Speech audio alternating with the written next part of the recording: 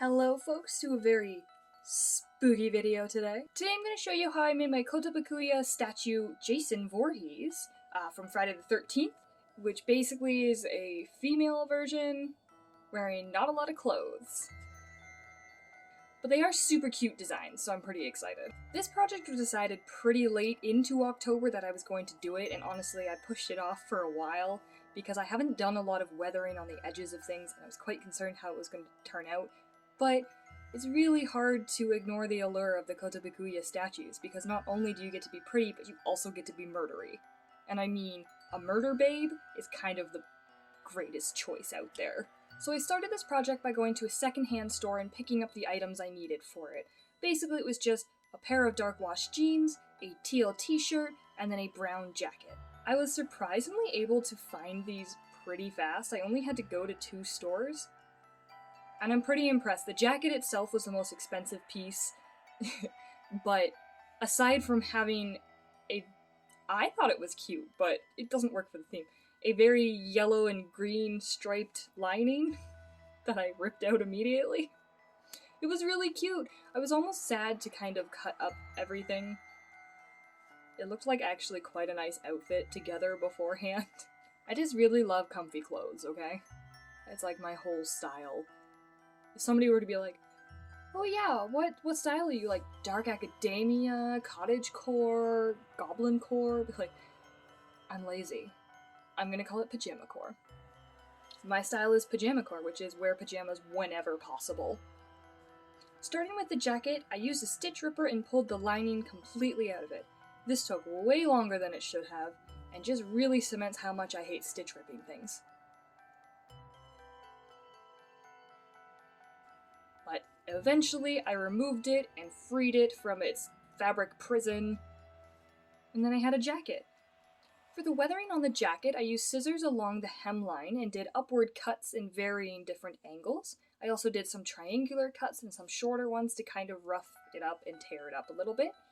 I did a similar thing on the sleeve cuffs, while also taking off the button flap pieces as well, so that it was nice and clean and I could tear into it no problem. I also removed the pockets from the jacket and the buttons on the front because they didn't fit the look that I was going for. The pockets were just a simple stitch rip, as much as it was a pain and I did rip it a couple times, but they did come off mostly easily. I used 400 grit sandpaper to go along all the edges and tear it up a little bit more and rough up the fibers. This helped in a lot of ways to pull some of the fibers a little looser so that they were hanging and looked like the jacket had accidentally been torn on, say, a branch or a nail or something of that sort.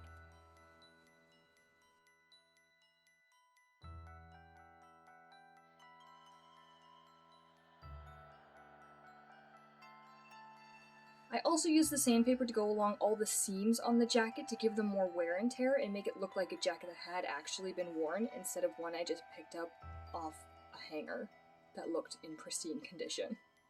To weather it further, I took dark brown paint and black and mixed them together and brushed them along the edges where I had already sandpapered.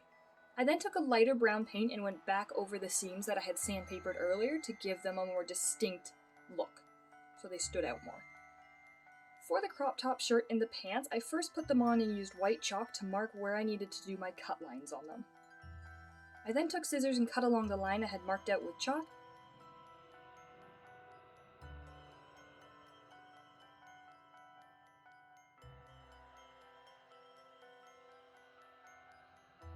And voila, a crop top. Much like the jacket, I then went in along the hemline and just did small little triangles to kind of give that rough teared look. I don't know what she's ripping her shirt on, but I'm gonna make it look good. After that, I went in with sandpaper along the edges and the seams to give them a more rough look and to tear some extra holes into it.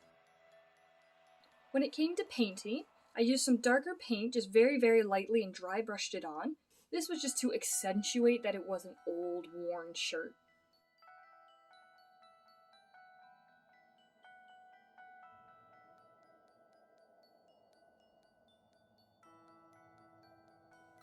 To begin the pants, I made sure to mark out on my body where I needed the seams to be for the large thigh cutouts. This is especially because I still needed the top of the pants to have a shorts-like appearance, even with the pants that continued down the sides.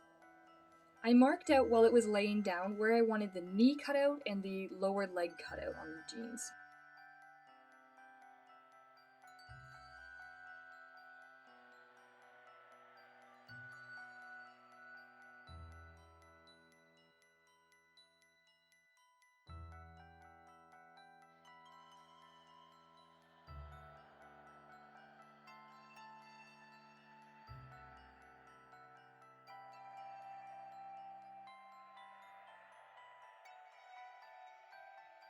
I took a square piece of cardboard and slid it into the pant legs and then began to sandpaper the edges to give them the rough and torn look.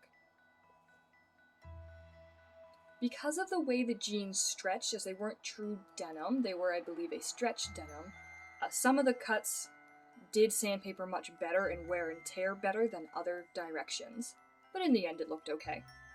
This took quite a long time of me just going back and forth, sandpapering at different directions across all the edges I had cut in. For the props, I had a mask, a machete, and an axe, all purchased from a dollar store and a thrift store. The mask itself was glow-in-the-dark to start, so I hit it quickly with a nice grey-white base coat. For the mask, I decided not to paint it over because I found the grey-white base paint actually worked really well for it. So instead, I just did black paint to create the extra holes that he's supposed to have on his mask, and then I used a little bit of red paint to add the red designs, and then I just edged everything out with a little bit of grey paint. I also added the streaks across the mask with a little bit of grey paint as well.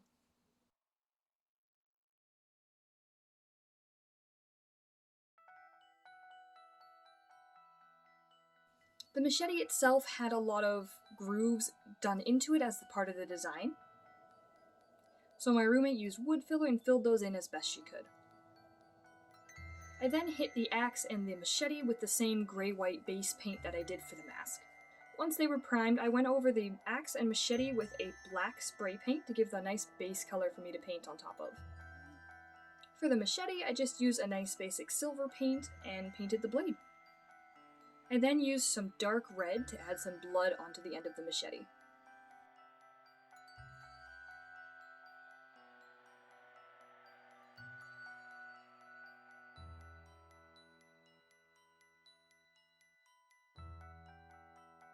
For the axe, I first went in with a dark brown paint over the entire handle of it so I got a good base wood color.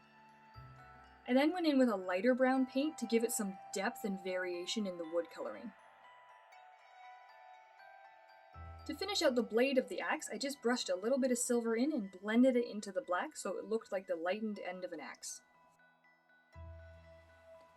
For the wig, I bought one off Amazon. I made sure that it was shorter and curly so that I'd have enough hair and volume to make the flippy out pieces of the statue's design. This proved to actually be more difficult than I first imagined, as I thought, maybe I can just use the boiling water method to straighten it out, but it didn't do anything. The fibers just got a little wet on the outside, but the curls were so thick that the hot water didn't go through them at all. Eventually I toweled it off, gave up on that method, and just went at it with a hair straightener. The hair straightener worked a lot better. After I straightened the wig, I went in with the scissors quite strongly, first cutting off length and then going in and layering it out.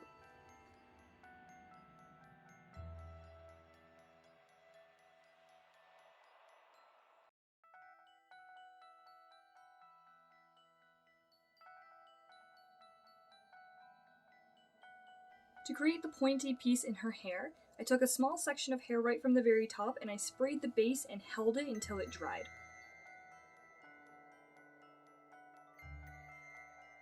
And with that, Jason Voorhees was ready to go chase some children at a cabin.